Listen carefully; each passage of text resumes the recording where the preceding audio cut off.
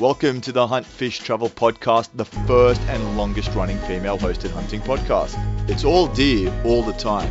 Whether it's public or private, she's helping you navigate your trip of a lifetime. And now here's your hostess, Carrie Zilka.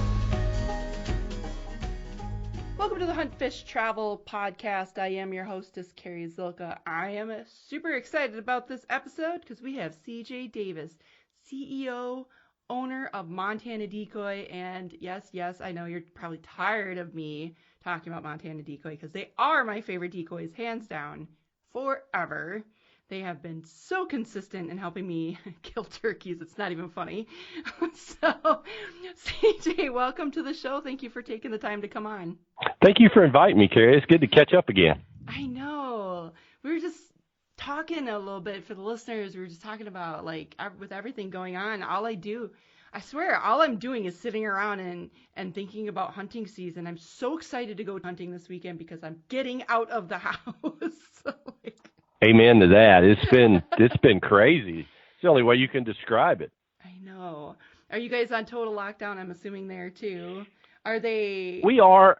It's a little different. I feel like it's always different in the South, but that's maybe because that's just where I live. But, you know, the traffic on the road near the place I hunted this morning hasn't slowed down a bit. There's still logging, which is considered agriculture, is going on. So there, you know, I'm definitely in a rural area for sure. But like, you know, a lot of the smaller restaurants just shut down and said, we'll see you when this is over. But there are a lot of people out of work around here too. But I think being more ag related, we don't see it quite as bad as maybe some of the more urban areas in the state would.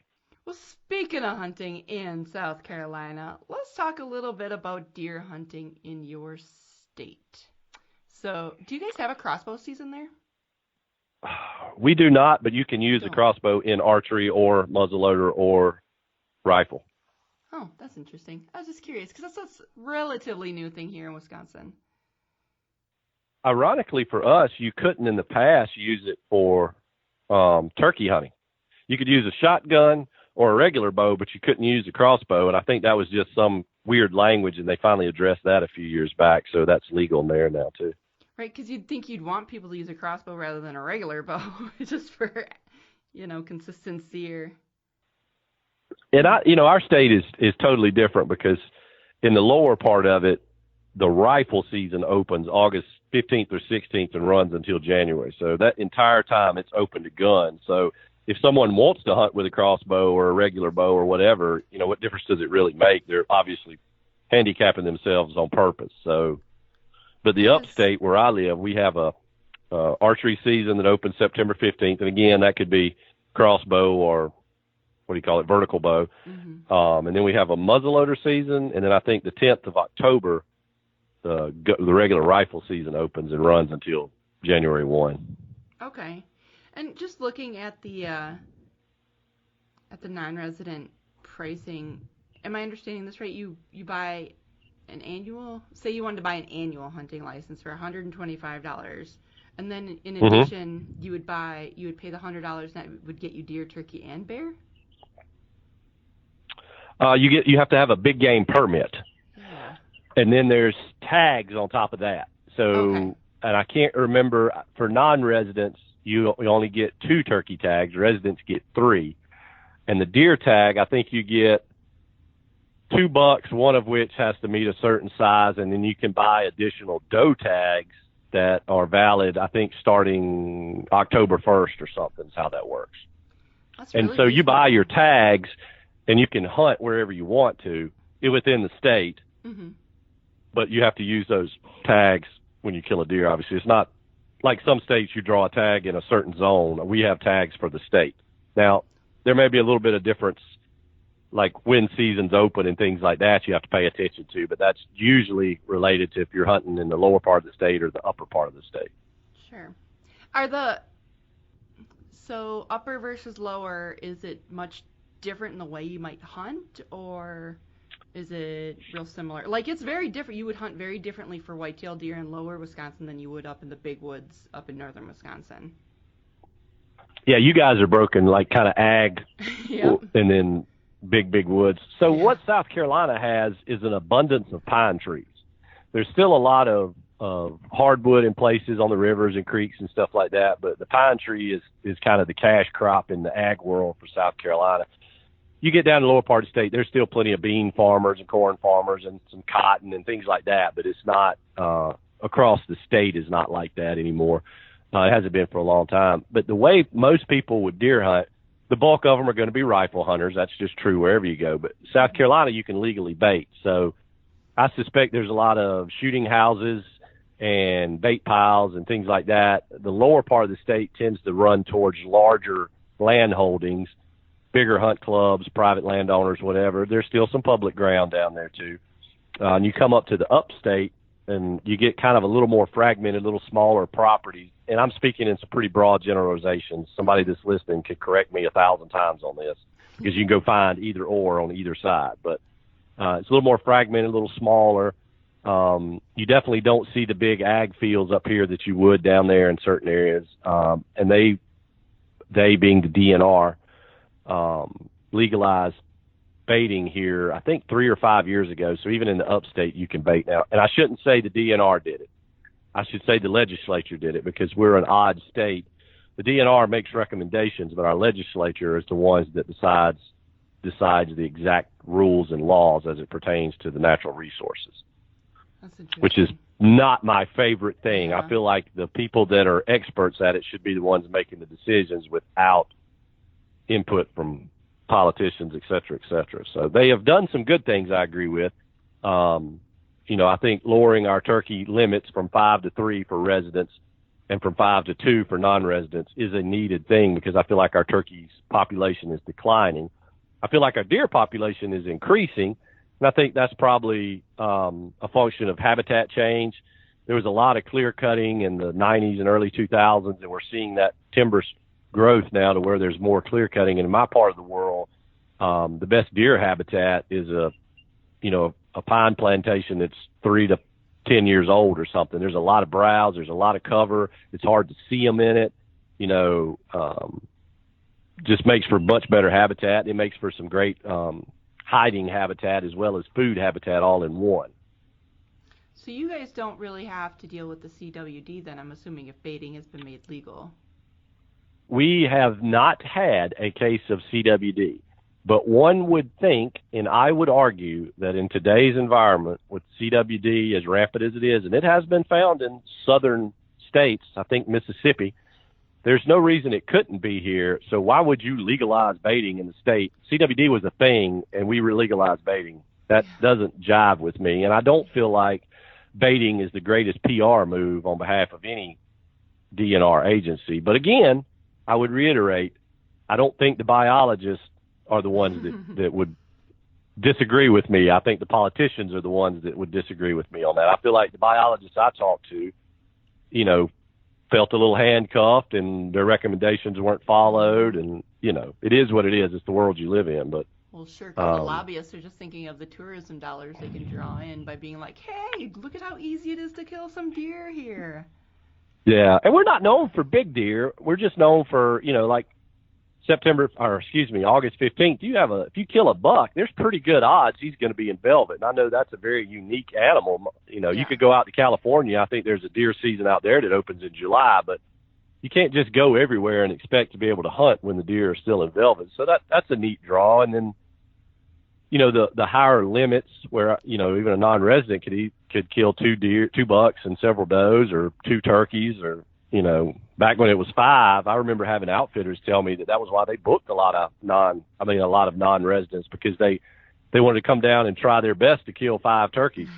So, it was a draw, and I'm sure that hurt their wallet or whatever, but still, if the resource is damaged to the point of no return, it hurts everybody's wallet. Yeah.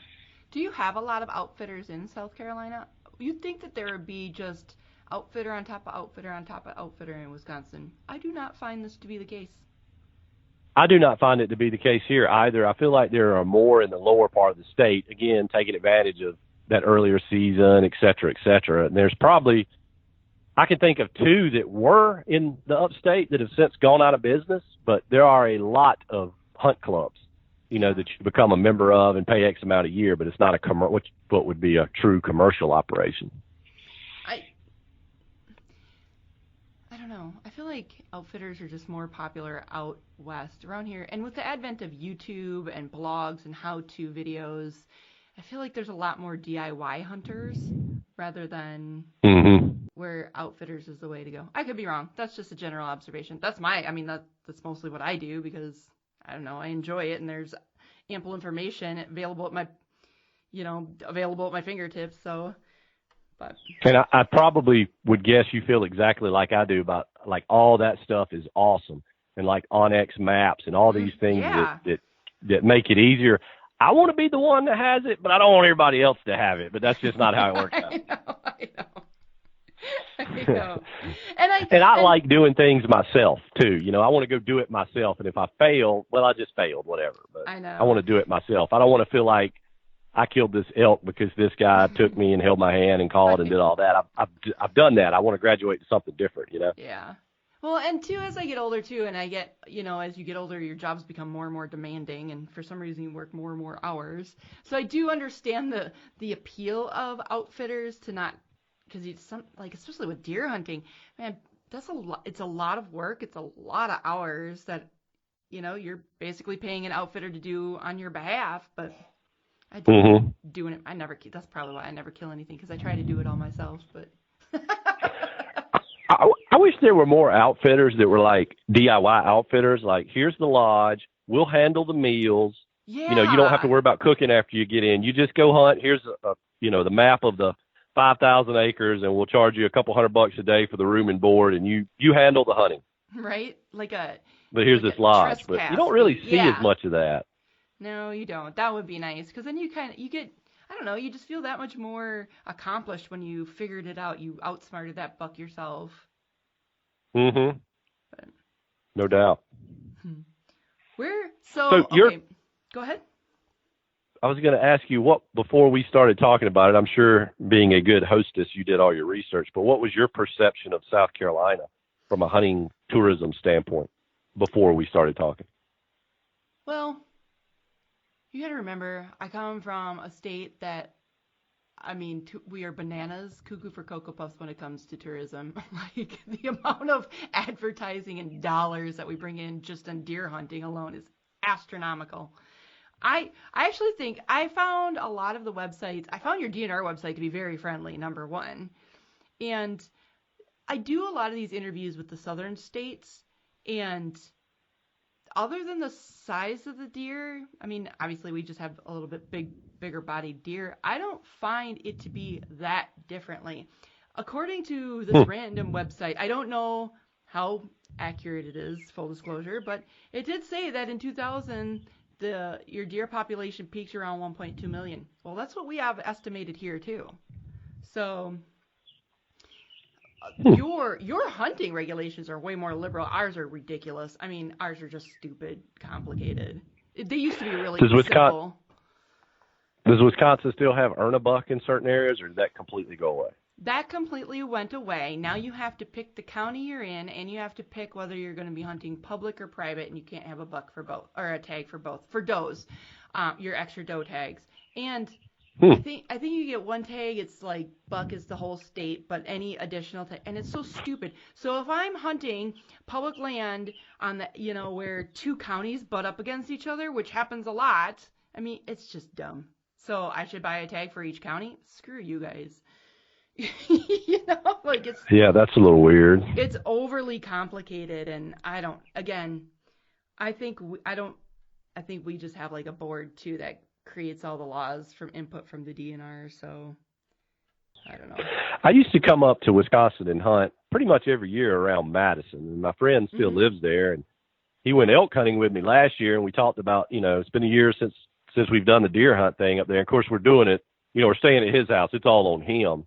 I'm always willing to drive to Wisconsin for a great deer hunt, but it just seems like you telling me the deer population numbers are about the same. Let's just assume the amount of rural acreage is about the same.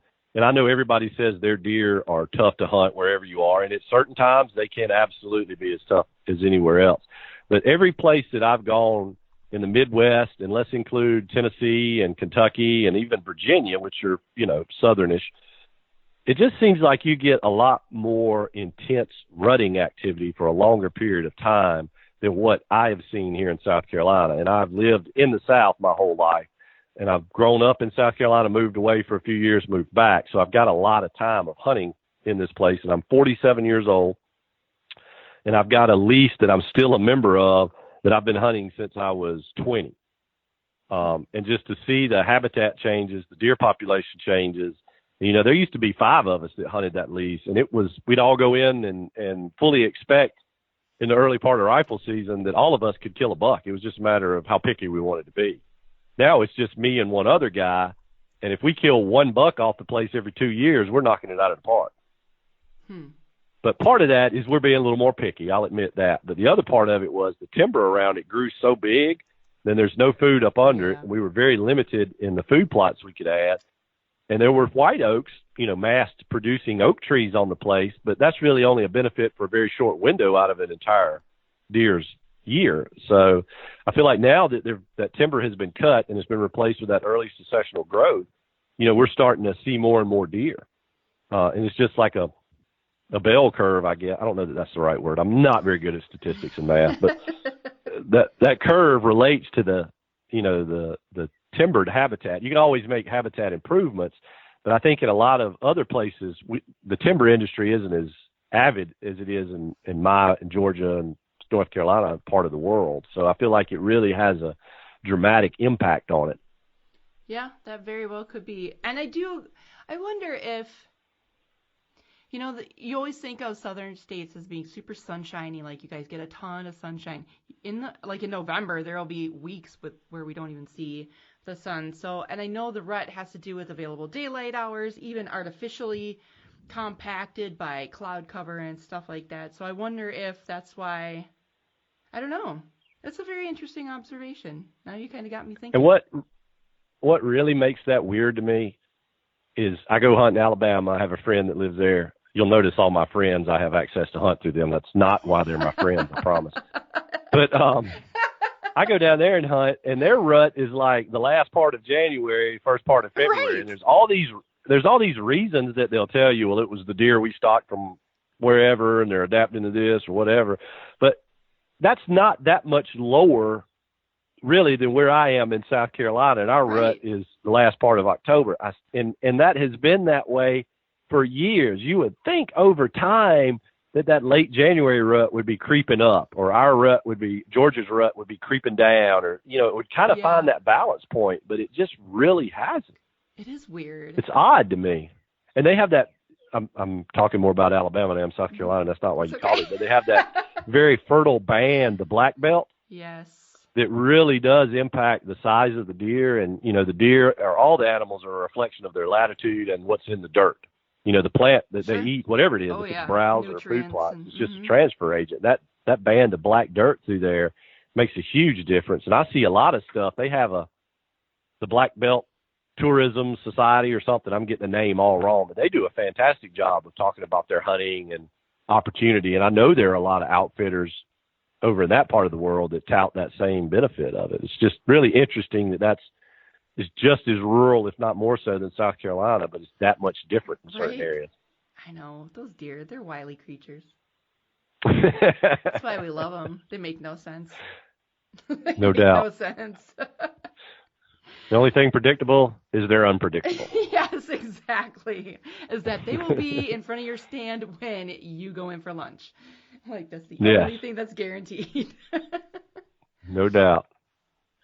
And the DNR here in South Carolina, going back to the baiting thing, I remember they did a study based on hunter observations of areas that were baited versus areas that weren't baited. And once they started baiting and started hunting, the observations went down because the deer would just come to it wasn't, you know, it was a artificial food source. So they just really could go to it whenever they wanted to. Yeah. So they choose to go to it at night when it's safe. Of course, totally became nocturnal when they felt that pressure. Yeah. Yeah. That makes sense. That's crazy. Nice. I know. It's so fun trying to figure them out. I think the average person that comes to South Carolina to deer or turkey hunt, though, is probably, you know, like maybe they have a relative that lives here or something, and there's a tie-in or a friend. Mm-hmm. But I feel like they're more local like, maybe they're in North Carolina or something like that, whereas I feel like the people that are non-residents that go to Colorado to hunt, they may be coming from South Carolina. They fish in a much bigger pond, so to speak. But I could be wrong about that. No, I agree with that. Well, and especially the western states, the big draw is the species that we don't have, say here in Wisconsin, or, the elk or the mule deer and stuff. I just can't imagine. I have a hard time thinking about, like, paying. I went and hunted in Illinois for the shotgun weekend once, and it was like $350. And I was just like, I can't even believe that I'm paying this much money to hunt in a state that has the same species that I have in my backyard. Oh my God. Like, I'd have a hard time with that, but I don't know. I've hunted out of state too for whitetail deer, but I don't know. I feel like you don't really think of the southern states when it comes to big, trophy whitetails or whatever, which I think is doing a disservice to those states, because you guys have some decent sized deer. You got nothing to sneeze at for sure. And they look that much bigger because they only weigh 180 pounds, where your deer weigh 280 pounds. Exactly. Have you played the point game with, like, the western species, like elk or anything like that yet? No. That makes me appreciate South Carolina so much easier, because you can Right. you can literally wake up this morning and go, you know what, I think I'm going to go turkey out this afternoon, and you can Right. get everything you need and go turkey out. Right, exactly. I know. I love to hunt in Wyoming in the Bighorns. I think that is a gorgeous place, and I don't mind talking about it because the point creep on that thing makes it ridiculously hard for anybody to go out and draw some of those tags. Like, when I first hunted it, I drew it with, I think there was 3 of us, and you kind of spread your points out to find the average, and I think we drew it with like 1.5, 2 points. I don't know that I'll draw it with 8 points now. Right. I know. Too fun. And we say hunter numbers are going down. Who are all these people applying for Wyoming now if our hunter numbers are going? Did they all just decide Wyoming was the state now, or what? They're like, ooh, I heard CJ is going to put in for them, so that must be a good tip. Let's do it. Yeah.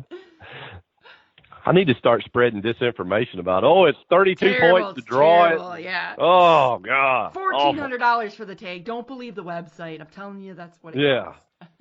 That's just the deposit. So what would you tell me? Say I call you up and I'm like, man, I want to come and bow hunt South Carolina. What area would you suggest that a person who has, say, a week to get it done, go hunt? Well, so we're hunting public land, or you got a buddy, or how are we playing that out? Public land.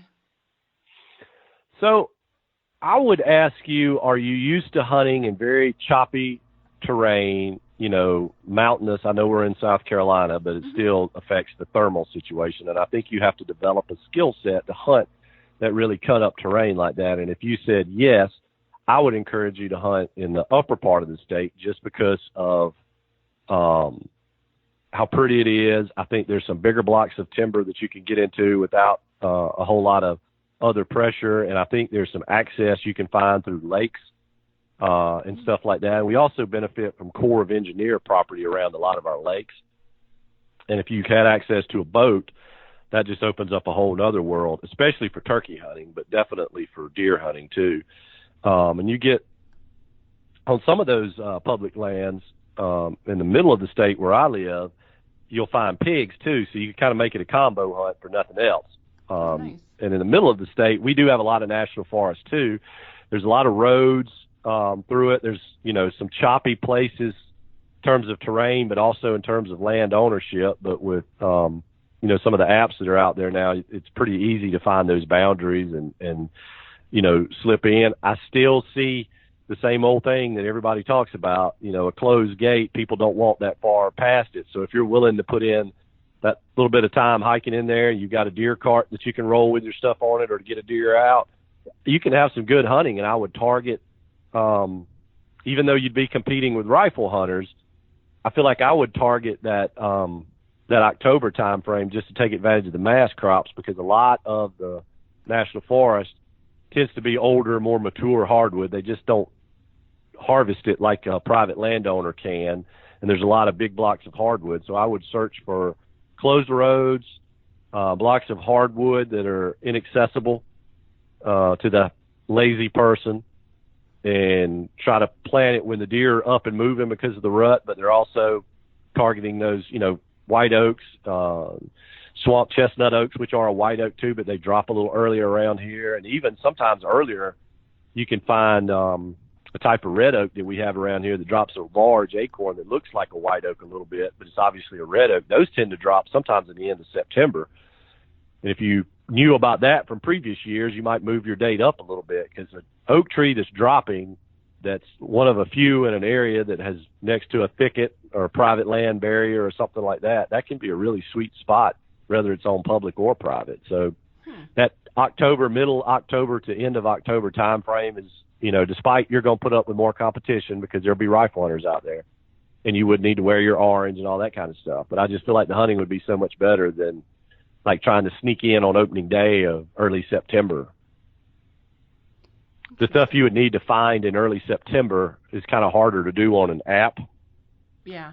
You can, muscadines and things like that they're feeding on, the types of browse, it's kind of hard to pinpoint that from an app. And I know you'd want to do a lot of scouting before you ever left Wisconsin to come down here. So sure. Interesting. Good tips. Very good tips. I'm just kind of tooling around like a map of South Carolina. Man, you guys have a lot of just green and rivers and lakes, and my God. I'm pretty much in full bloom right now. Seriously, this is crazy. Oh, yeah. Like, I mean, we have a lot of, and yours seems to be like, I don't know, just I don't know how to explain it, like broken up with lakes and stuff, where we have a lot of lakes up north too, but all these little patches and fingerlings of like DNR land and stuff. It's pretty interesting. I'm just chewing around like. Yeah, there's a lot of dirt.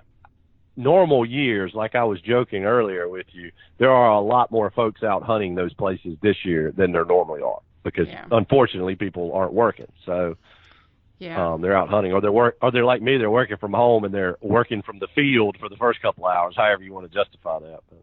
Yeah. Well, cool. Actually, I would probably tell you, if you were coming to South Carolina, if you were thinking, boy, I'd like to start coming there regularly, I would almost tell you to start off turkey hunting. Because really? You could come and hit those same areas, put your boots on the ground while you're chasing a turkey, and you may still can run into a pig that you can shoot with your turkey gun, or bow. You can bow hunt turkeys. And you're kind of scouting it fast and furious on the ground. You're listening for gobbles, but you're covering a lot more ground than you would while you're turkey hunting. You cover a lot more ground than you would while you're deer hunting. So you kind of build a basis and remember some places and make some notes. And then when you come back to deer hunting, that October time frame, you're a little bit ahead of the game, I would feel like. That's good to know. So let's segue into, speaking of turkey hunting and stuff, let's segue into your company. Why don't you tell the listeners exactly what, I mean, if they don't know by now, they are not listening to my show, but tell them, I mean, they're probably literally annoyed with me sometimes.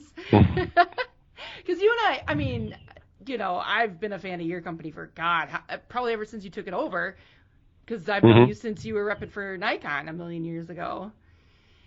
It does seem like a million years ago, doesn't it? Right? Like, I still have that one picture of, I forget who it was that you and I were sitting with at Bowcast at the Bird, like 11 years ago or something ridiculous. We all look so young and skinny and yeah. So tell the listeners about Montana Decoy. So Montana Decoy is everybody says they're a different company, but if you compare us to the competition in the decoy space, we really are different. Our decoys always have a few things going for them, and that's kind of the Bible for building our decoys. They're based off photorealism, which means we use actual pictures to build the decoys. They're always lightweight. That is a key component, and they're packable in some way, shape, form, or fashion. Like our 3D turkeys are like a reverse slinky. You just compress it in and strap it to hold it in place so it folds up. Our two-dimensional ones, you twist fold just like the old sun visor you had in your car. And that's really what started the company back in 96. The original founder, Jerry McPherson, was hunting elk in Montana, and he just, he's hunting some fairly open area, and he couldn't I guess he couldn't close the deal. He could get them to come so close, and then, you know, they didn't see anything. They drift off, and he wanted a lightweight decoy. So he kind of built it based off that, using bandsaw blades and printed fabric and, you know, very rudimentary at first, and refined it. And that's what started the company, and then it just branched out into everything. And it was something that I always liked myself before I got involved with it, and it was kind of what I chose to use because I'm a little bit of a minimalist. I just don't like carrying a whole bunch of extra stuff. And if you're not carrying your decoy, what good is it? You're leaving it in the truck or on the side of the road, doesn't do you any good. So you need to have it with you, and not every setup justifies one, no matter what you're hunting. But when you need it, you need it. And I wanted to always have it with me. So it was a great fit for me. And now we actually do custom decoys, and we have built, everything from donkeys to zebras to mountain lions, whatever anybody wants. If we can find a picture that works, we'll build them a decoy with it. But our bread and butter is probably still, the big game stuff, elk, antelope, and deer. And then turkey is kind of a newer innovation for us when we introduced the three-dimensional ones.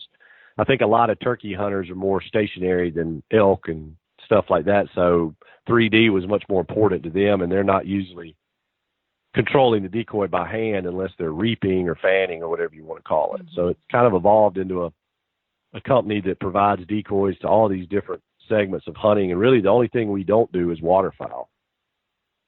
And we did a little bit of that with some geese decoys, but we just didn't, I don't know if I didn't market it correctly or what, but we just never really got off the ground good with that. I feel like turkey and deer hunters, I'm probably going to get hate mail for this, but I don't care, are a different breed of hunters than, say, waterfowl and bird hunters. Because for me, I'd love to learn how to go duck hunting and stuff, but it's archery opener. Sorry, deer takes precedence, and vice versa. It's the truth. Like, there are so many seasons and so many species that I'd love to hunt, but I only have so many weekends available to me in the 3 months that I have to get it done, so, because I have a real I agree job. with you 100%. So, I've always felt like I'm a bow hunter first and foremost, and anything that I can bow hunt, that's what I want to spend my spare time chasing. Yeah, seriously, I want to archery hunt or rifle hunt deer, and I want to hunt turkeys in the spring.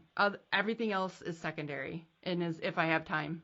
If I fill my tags early, then I'll think about it or whatever. But so I would be willing to bet that would be why. Just, I guess, my unsolicited observation. I feel like those folks that are really into duck and dove and stuff like that, they're more social hunters. Not that there's anything wrong with that, but they like having their buddies and going out there with them. Where I'm totally okay leaving my buddy at the truck. He goes his way, I go mine. Yeah, or their dogs, or just. Yeah, they're dog people. Yeah, that's definitely true. Yeah, where I'm totally cat. I've got a buddy. I need to go away for 3 days and not have to worry about finding a pet sitter. Yeah. I've got a buddy that is into quail hunting, and that's kind of a southern thing. And South Carolina does have some pretty good quail hunting in places, although he wouldn't want me telling you that. But he will load up his truck, put his dogs in a trailer, and he will drive to Oklahoma twice a year from South Carolina. He'll drive to Maine, and there's one other place. He'll do about 4 driving trips a year, taking his dog and doing bird hunts for grouse and quail. He will not hunt pheasants, because he just calls them Chinese chickens. That's not what he's about. He's about quail and grouse. That's hysterical. But that's where they came from. They're non-native, so it's crazy. We go to like the sports show, and there's always these fishing clubs up in or fishing lodges up in Canada, and a lot of them offer like the grouse hunting as well as an add-on, and I always thought about doing that. I think that'd be pretty fun. The only grouse I've ever really killed were I think they were blue grouse on elk hunts. Like you've got the small game tag and you're chasing elk, and you run across those blue elk. They'll let you shoot at them twice, and I need that. So. Right. Too funny. Well, why don't you tell the listeners where they can go if they're interested in checking out more of your decoys, and where they could purchase them, and what your social media channels are? So we're on Facebook and Instagram. You can just search for us, Montana Decoy. Your local dealer, we sell to dealers. We're in some big box stores as well, or you can come to our website, montanadecoy.com. You can watch videos on how to fold them, how to use them. You can see all the different products we have. And right now we're doing free shipping, just trying to drum up some business in slow economic times. So check that out on our website. If you do see something you like, all you have to do is check a box. But MontanaDecoy.com can tell you what we have, what's available, and let you purchase it from us if you'd like. Awesome. Well, cool.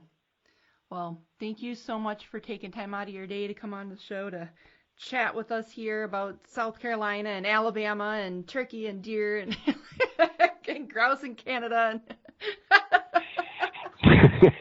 Yeah, I did a great job not talking about South Carolina. Yeah. That's all right. I'll get hate mail from my DNR too. So hey, we both got that going on. Right. You guys suck at this interviewing stuff. And that'll do it. Thanks so much for listening.